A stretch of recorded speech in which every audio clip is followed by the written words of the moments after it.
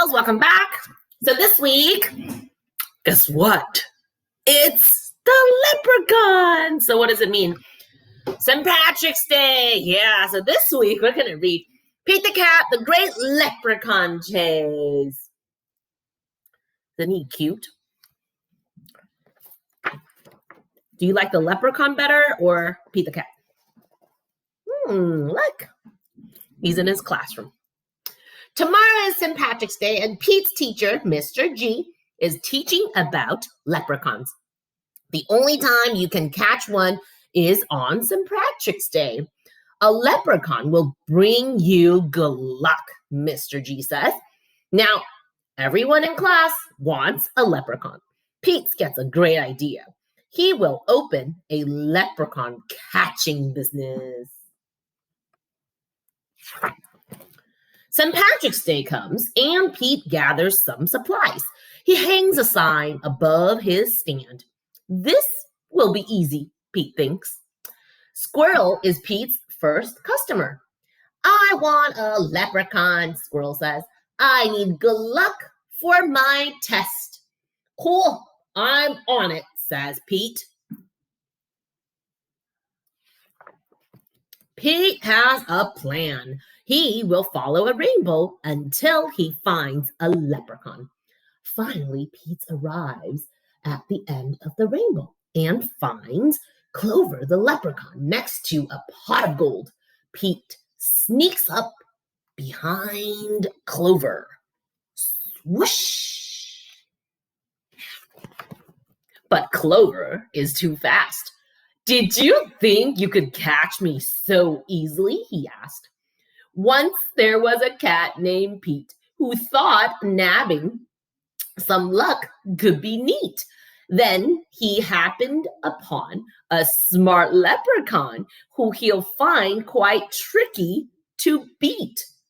Clover disappeared in a puff of green smoke.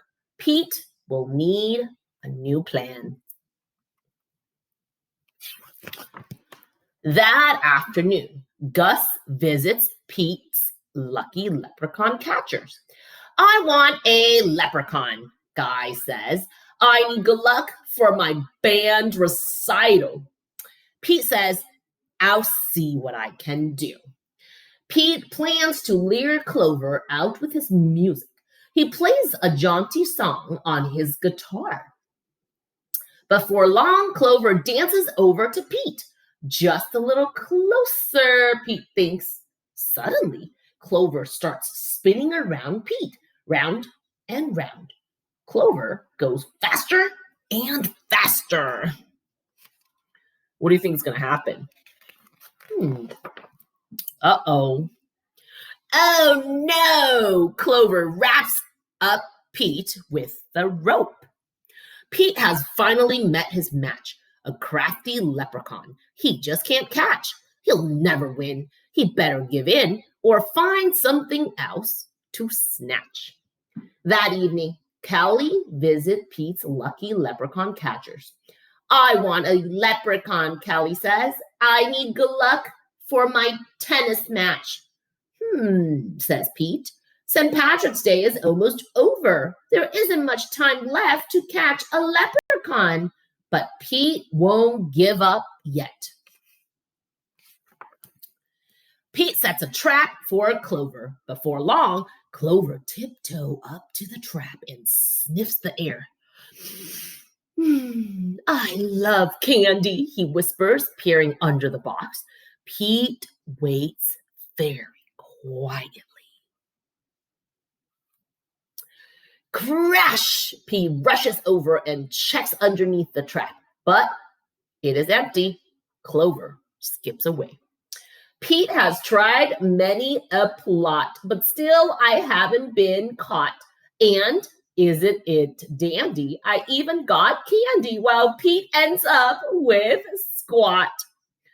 Pete has an idea. He follows the trail of spilled candy to Clover's secret hideout. Pete sneaks up behind Clover. Swoosh! Pete finally catches Clover. do you want me? Clover asks. I'm helping my friends who need some extra luck, Pete says. Luck doesn't come from having a leprechaun, says Clover. You and your friends have each other. That already makes you as lucky as can be. Could Clover be right? Pete is Pete is one very lucky cat. A lucky cat doesn't need a lucky leprechaun. He lets Clover go. Pete decides he will be the good luck his friends need by helping them out himself. Pete helps Squirrel study for his test. Squirrel aces it. Pete helps Gus rehearse for the recital. Gus rocks it. Pete helps Callie practice for her match. Callie wins it. Clover magically appears. Good job, Pete, says Clover. I have one more poem for you.